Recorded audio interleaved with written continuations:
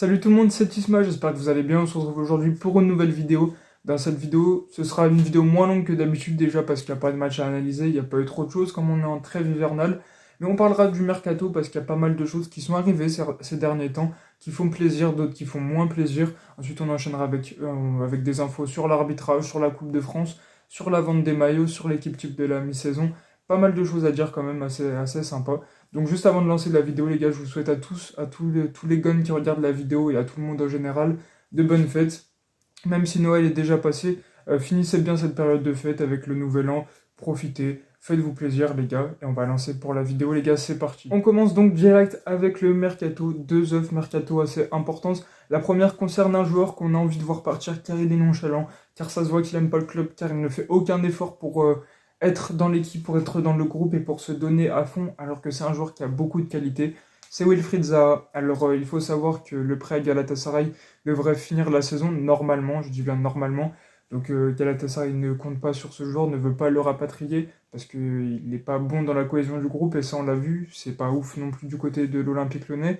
Et on a envie de s'en séparer justement pour ces raisons-là, qui sert à rien et qui nous coûte un petit peu, alors qu'on a besoin d'argent, mais on doit quand même payer une partie de son salaire. Donc ça c'est assez compliqué, mais en tout cas Galatasaray nous a fait savoir que si on ne lui trouvait pas une porte de sortie, eh ben il ne reviendrait pas à Galatasaray, on ne pourrait pas s'en séparer avant la fin de son prêt. Donc on a vu une petite info circuler, rien de concret, il n'y a pas eu d'offre, tout ça, les négociations ne sont pas non plus très avancées. Ça concerne une écurie de MLS, de Major League Soccer, donc aux États-Unis. C'est Charlotte qui a joué les playoffs mais qui s'est fait éliminer au premier tour. Donc le club de Charlotte serait intéressé par Wilfried Zaha, on n'en sait pas beaucoup plus, mais en tout cas si on arrive à lui trouver sa petite porte de sortie, si on arrive à le vendre, ce serait quand même pas mal parce que on ne peut plus le garder, c'est pas possible les gars, on en a marre de Wilfried Zaha qui nous pompe de l'argent pour rien. Voilà, autre info maintenant, Mercato, une info qui fait moins plaisir. Beaucoup d'écuries européennes sont sur le dossier Mikotadze. Alors on a recruté il y a que 6 mois, on n'a vraiment pas envie de le voir partir, mais on a besoin d'argent les gars, on est en nécessité de vendre et il faut qu'on se prenne un peu d'argent. Et pour ça, aucun joueur est invendable. Et en cas d'offre satisfaisante, Georges Mikotadze pourrait s'en aller. Galatasaray a déjà fait une première offre à hauteur de 17 millions d'euros, refusée normalement par l'Olympique Lyonnais. Donc Galatasaray est dessus.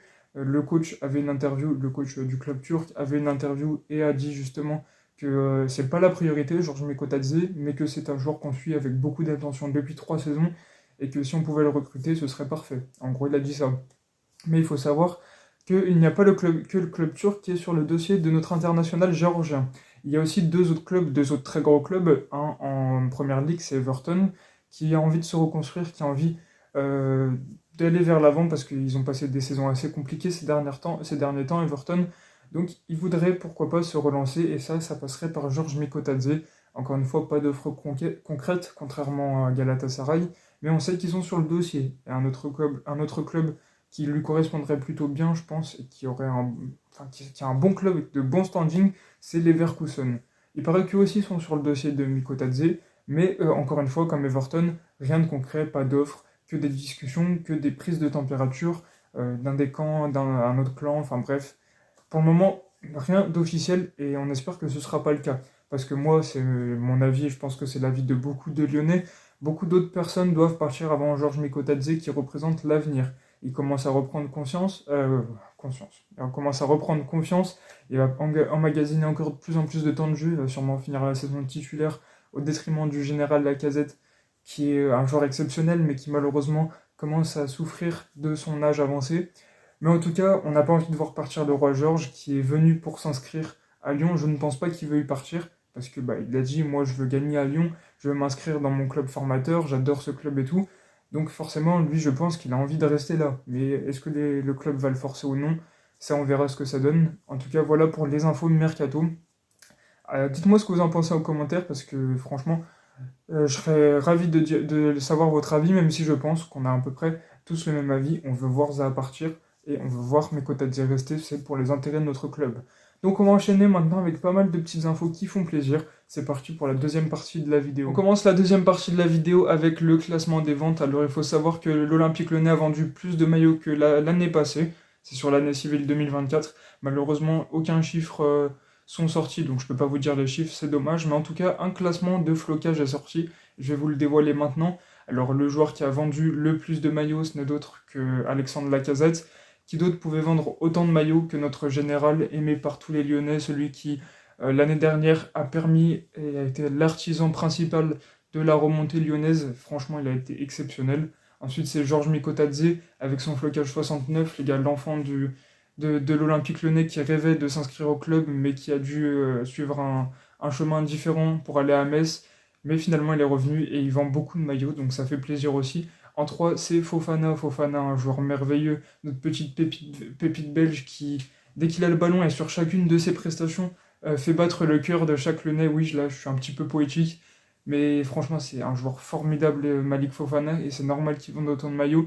Ensuite, c'est Ryan Cherki, pareil, un enfant de la maison, un magicien qui, quand on regarde une partie de l'Olympique Lyonnais, un match de l'Olympique Lyonnais, dès qu'il a le ballon, on se lève de notre canapé, on s'approche de notre télé, on l'encourage, et nous sort encore une fois des dribbles merveilleux qui nous émerveillent tous. Et on le regarde avec des yeux d'amour, Ryan Cherki. Et enfin, Corentin Tolisso, peut-être le deuxième ou le meilleur milieu de Ligue 1 actuellement. Quelqu'un qui a su revenir de très très loin, des blessures très profondes, euh, qui le suivait depuis plusieurs années. Et ben, c'est la 5e personne qui vend le plus de maillots à l'Olympique Lyonnais. Pareil, un enfant de la maison. Un enfant qui est exceptionnel, d'un leadership monstrueux, qui a retrouvé une capacité physique d'un joueur de 25 ans, qui est capable de faire des sprints de partout pendant 90 minutes, qui est capable aussi de prendre le ballon, d'avancer, de taper une frappe à 30 mètres, elle ira pleine lucarne. Enfin bref, 5 joueurs exceptionnels aux 5 premières places du classement des meilleurs maillots vendus de l'Olympique Lyonnais cette année. Voilà pour cette petite parenthèse, on passe maintenant au tirage au sort de la Coupe de France. Alors on a gagné les gars au tour passé donc contre Aulneuil, j'arrive jamais avec leur nom, Aulneuil il me semble, Aulnois, je crois que ça se prononce Aulnois d'ailleurs. On a gagné, bon c'était pas un match très très bon dans le contenu mais on a réussi à marquer et logiquement à prendre l'avantage face à une Nationale 2, c'est plutôt logique. En tout cas on passe au prochain tour, on passe en 16e de finale et là les gars, il y a le tirage au sort qui est tombé la semaine dernière. Et on joue nos petits voisins, on joue Bourgoin-Jallieu les gars, ça jouera là-bas le 15 janvier à 18h. Donc ça fait plaisir, un petit derby. Je pense qu'ils ont été contents de nous tirer au sort. Les images sont sur internet si vous voulez aller voir. Ils étaient ravis, ça criait. Et nous, c'est pareil, c'est un bon tirage. On joue nos voisins, ça leur mettra de la lumière sur eux. Ça fait plaisir et c'est un tirage largement abordable. On joue une National 3, donc normalement on devrait passer sans trop de soucis. Donc voilà pour la petite parenthèse, tirage au sort. Deux autres petites infos pour terminer, les gars, c'est l'équipe type de la mi-saison par le journal L'équipe de Lyonnais figure dedans, Ryan Cherki et Tagliafico, les gars, les deux joueurs étaient exceptionnels. Tagliafico, joueur de l'ombre, je me répète quand je parle de lui, mais qu'est-ce qu'il est exceptionnel, il fait un taf fou. On ne voit pas trop à la télé parce que la télé se focus sur le ballon, logiquement, et nos yeux aussi. Mais quand tu vas au stade et que tu vois les prestations de notre défenseur argentin, c'est exceptionnel. À chaque fois, dès qu'il n'a pas le ballon, il fait des efforts de fou. Et sur les duels, il montre sa grinta exceptionnelle. Nicolas Tagliafico, c'est vraiment un joueur magnifique. Et Ryan Cherki. Cherki qui confirme après des saisons d'attente, qui est enfin régulier, qui est enfin intelligent dans son jeu, j'ai envie de dire. Dès qu'il a la portée de balle, certes, il y a encore quelques petits défauts. Mais par rapport aux autres années, c'est un autre joueur. C'est un joueur exceptionnel qui va valoir très cher bientôt et qui va devoir se batailler pour rester à l'Olympique Lyonnais cet hiver malgré les offres du Paris Saint-Germain et de Liverpool. J'aurais bien mis Tolisso d'ailleurs dans cette équipe type, mais malheureusement elle n'y figure pas. Et enfin, dernière petite info, il y a eu les élections des meilleurs gardiens du monde, et le meilleur gardien du monde... pardon, pourquoi je dis gardien, je suis bête. Arbitre, le meilleur arbitre du monde, et il est français, c'est François Le Texier. Alors en vue des qualités de l'arbitrage français, bon certes, j'aime pas trop gueuler sur l'arbitrage, mais là, François Le Texier, j'aime beaucoup cet arbitre à l'échelle nationale. En Ligue 1, c'est l'un des meilleurs arbitres avec Benoît Bastien. Mais en ce moment, c'est pas trop ça. On a vu ces dernières semaines, et c'est à l'image de plusieurs moments dans la saison et dans l'année. François Le Texier, c'est pas le meilleur arbitre du monde. Et même s'il arbitre la Ligue des Champions, il y en a d'autres, des arbitres étrangers, qui sont largement meilleurs. Et franchement, je pense qu'il ne mérite pas ce trophée, même si ça montre la valeur de l'arbitrage français qui, selon les organisations, est un très bon arbitrage, alors qu'en réalité, on est un peu déçu quand on regarde cet arbitrage-là, mais malheureusement, bon, on n'y fait rien, mais en tout cas, ils sont récompensés à l'international, donc félicitations à lui, et voilà. Donc on va finir la vidéo, mais je voulais vous lancer, les gars, pour vous, les gars, dites-moi en commentaire, qui est le meilleur joueur lyonnais de l'année civile 2024 et de cette mi-saison. Vous pouvez mettre le même, vous pouvez en mettre deux différents, il n'y a pas de problème. Parce que moi, les gars, je vous dirai ça la semaine prochaine. Mais j'hésite, j'ai beaucoup d'hésitation parce que beaucoup de joueurs nous ont émerveillés. Donc dites-moi quel est votre meilleur joueur en 2024 et qui est votre meilleur joueur lors de cette première phase de la saison 2024-2025. Je lirai ça avec une très grande attention. Donc merci d'avoir regardé la vidéo les gars, j'espère que vous l'aurez kiffé. Si c'est le cas, n'hésitez pas à liker, à commenter et à vous abonner. On se laisse sur une petite phrase de Bartruzza, l'Olympique Lyonnais est une formidable raison d'exister. Ciao ciao les gars.